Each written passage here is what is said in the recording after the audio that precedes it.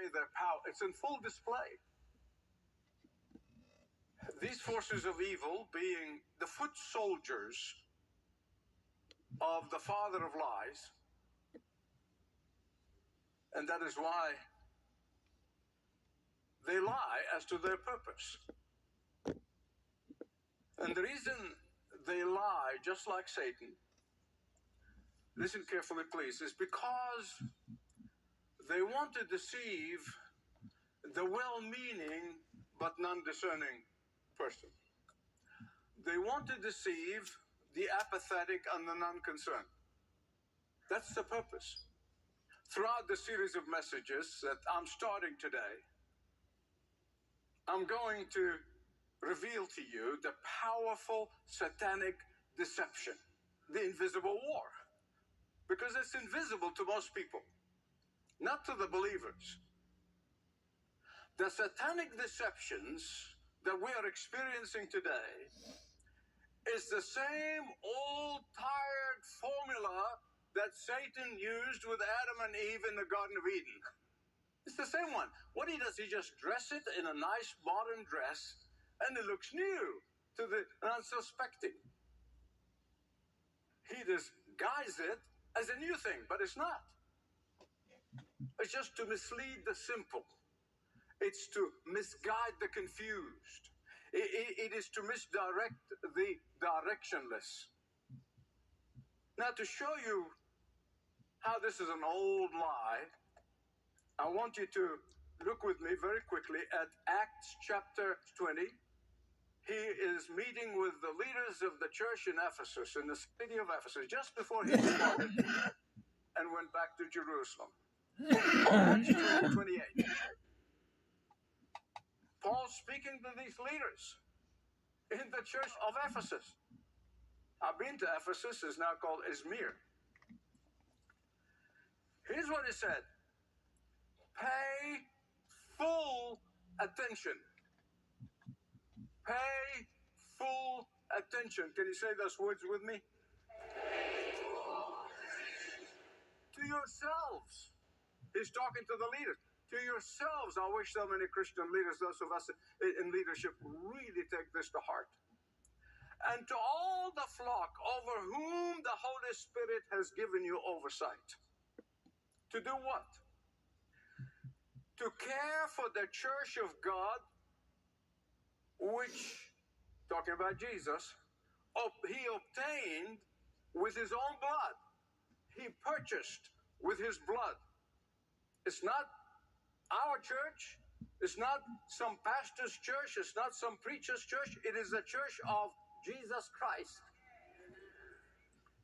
He said, I know after my departure, fierce wolves will come among you, and they will not spare the flock.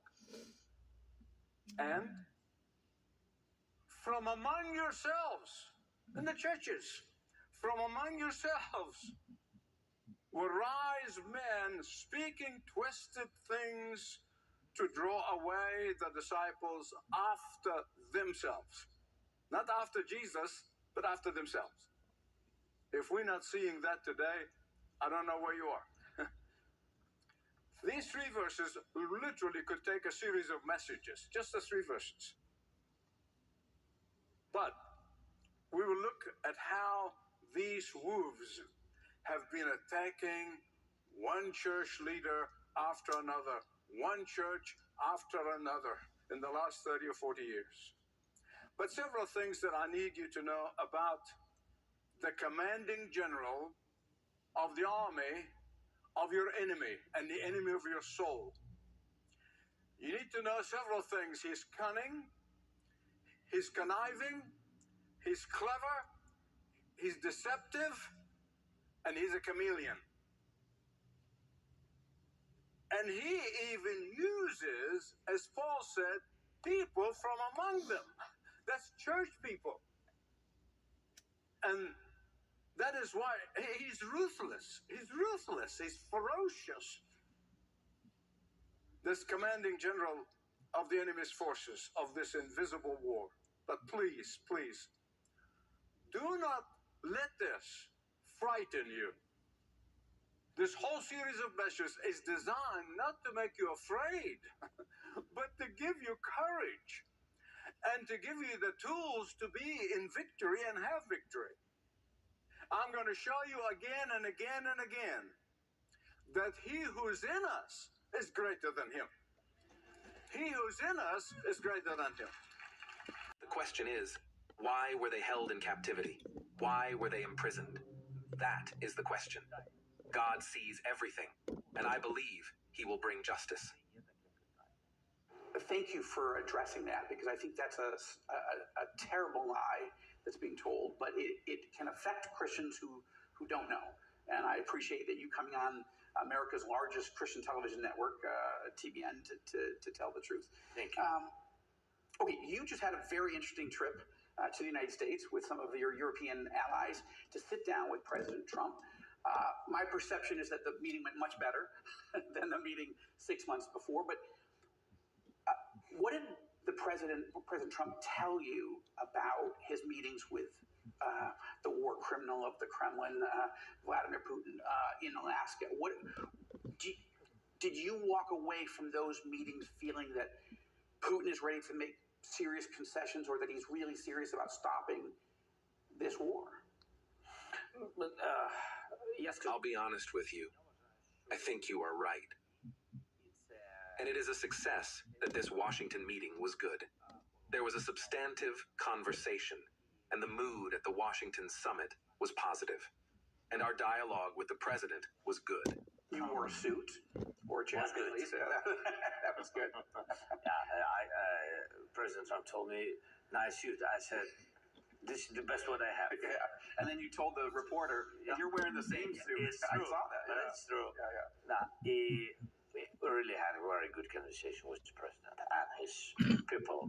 And I think what important for us, we showed the unity between Europe and Ukraine. And I'm happy that President Trump supported my idea to have this common summit. Yes, European leaders, big Europe. And you know that before this meeting we had online, and about 40 countries been online. We had very good conversation.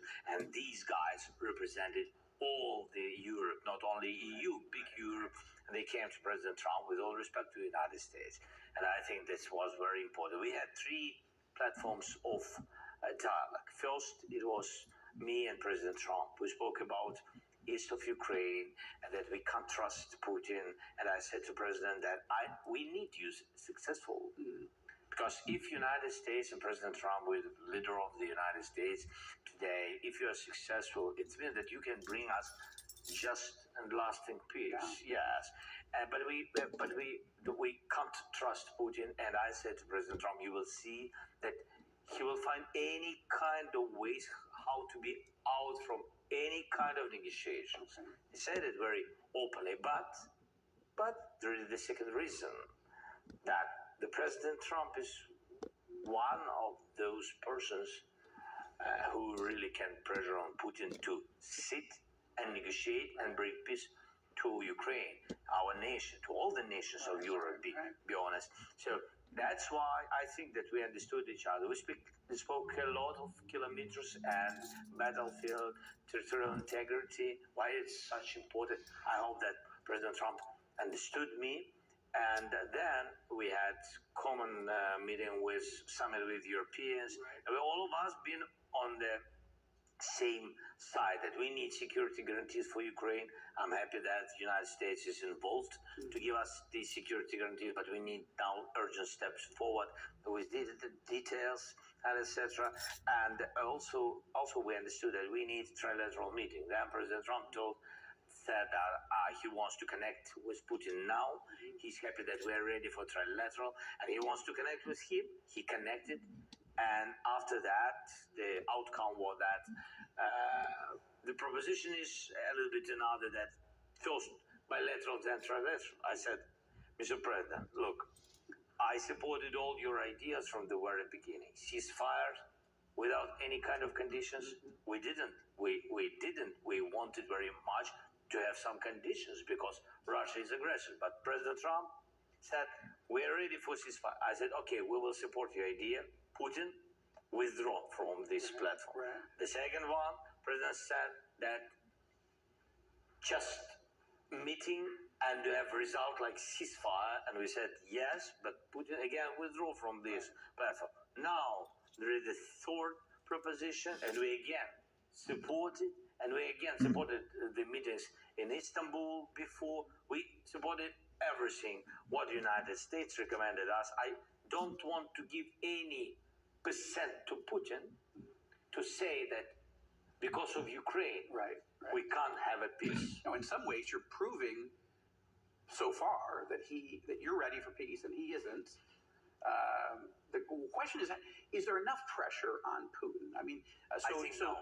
You think no? Not enough, and President Trump knows my opinion. And then my opinion was, together with the European, they've been on my side, that if Putin this time again will delay any kind of peace negotiations, that we really count on big pressure from the United States on Russia, on Putin. And we need it very much. It's not only about tariffs and sanctions and etc. It's also about the big packages of weapons to Ukraine. Doesn't mean that we will need, we will use it. It doesn't mean. So, of course, better stop the war, stop killings. Yes, but this is one kind of pressure. Coming up next on the Rosenberg Report, will President Trump dramatically ratchet up the pressure on Vladimir Putin to end the war in Ukraine and stop the killing? Does Trump have enough support in Congress to impose the bone-crushing new sanctions on Putin? And how should Christians pray for peace in Europe, even as war rages on in Gaza? Don't miss Joel's exclusive interview with Ukrainian President Vladimir Zelensky when the Rosenberg Report continues on TBN right after the break. Ed class we had was with a doctor and a priest when I was about 7th grade, and discussing the biological dimension, but the moral and religious dimension of it. But they'd be talking to a 7-year-old about gender and gender queering and changing genders. Strikes me as psychologically abusive. And then this physical business is physically abusive to children. We're in a religious and cultural war. Family is under attack in America. You're all saying that you've been targeted and attacked. We have teachers in the classroom doing exactly what you were saying, conspiring with your child to lie to their parent. Now, the hearings that examine other institutions, they're going to look at the military along with other important institutions where the Trump administration has been saying that religious liberty has been under attack under previous administrations, particularly the Biden administration. And as this commission goes forward this spring, they're going to carry forward a list of recommendations for the president to take executive action to strengthen religious freedom in America. Don, back to you. Okay, Jack, thank you for the report. It's been about 6 months since the U.S. and their thoughts and their social capital into our public square and carrying it around the world. Okay, and as well, President Trump said that the Department of Education will issue new guidance protecting the right to prayer. What do you think is the significance of that? What is the impact that could have on schools and other institutions?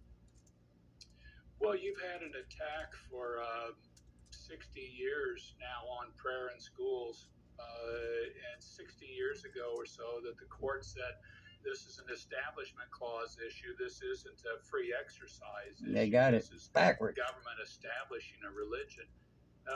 And the president's saying, no, we need to have more free exercise of religion, including in school. So I think the significance of that is that you've got an administration that really wants to do everything it can to bring prayer back in the classroom. Again, it's not a defined prayer that this is going to be the Methodist prayer book or anything. This is about allowing students to have, probably in most cases, student-led prayer of groups that decide they want to pray in the public schools. And I think these are good things to move forward on the free exercise of religion, letting people freely exercise their religion, even in the public school. And just building on what you said, Ambassador, Trump also announced the launch of America Prays initiative, which invites Americans to join together weekly to pray for an hour for the country and its people. Why is that needed, do you think? How unique is this approach taken by a president? Well, it's not a unique approach taken by a president. Abraham Lincoln, in some of our most trying days as a nation, called on the nation to pray together as a nation, I think 8 different times. He issued prayer proclamations from the White House. This is a pretty typical thing historically by the United States. Now, in recent years, it's been less typical. President Trump has really brought the issues of faith back into the public squares where they had been traditionally and historically in the United States. I think this is a valuable thing. This is a nation who most of the people in the country believe in God. Not everybody, but most of the people do. And so he's really playing into that basic nature of the United States as being a God-fearing nation, as being a people of faith, people that respect people of other faiths, but a nation of faith, and is trying to really build and capitalize and move that back into the public square where it historically had been for most of the 250 years of this nation. You know, Ambassador, we're lucky in the United States we have this level of religious freedom, but it's not the case everywhere in the world, right?